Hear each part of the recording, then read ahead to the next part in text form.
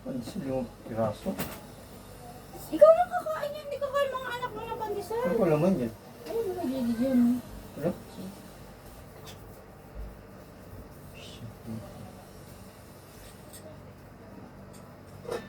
Milo ka? No? Wala kita? Tuloy mo na to.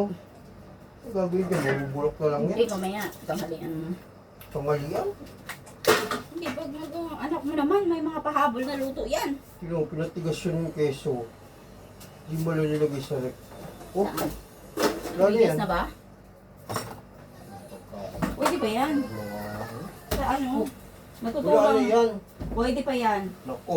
Natutunaw. Wala naman eh. Natutunaw sa spaghetti. Spaghetti.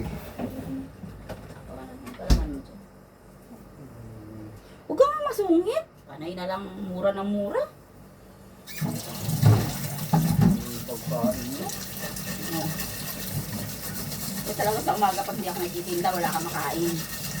Wala ka magtitinda ako. Pahinga ko lang linggo, ha? Bukas Tinda tuloy-tuloy ko na sa yun. kalagayan. Para makakain ng anak mo sa umaga, nakabaon pa. Ganun din, nagluluto ang baon nila eh. Kaya lang pagsulat na naman yun.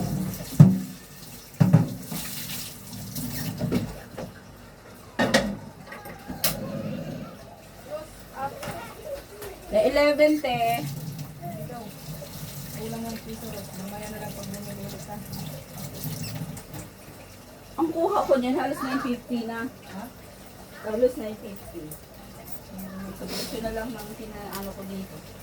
Diba 12?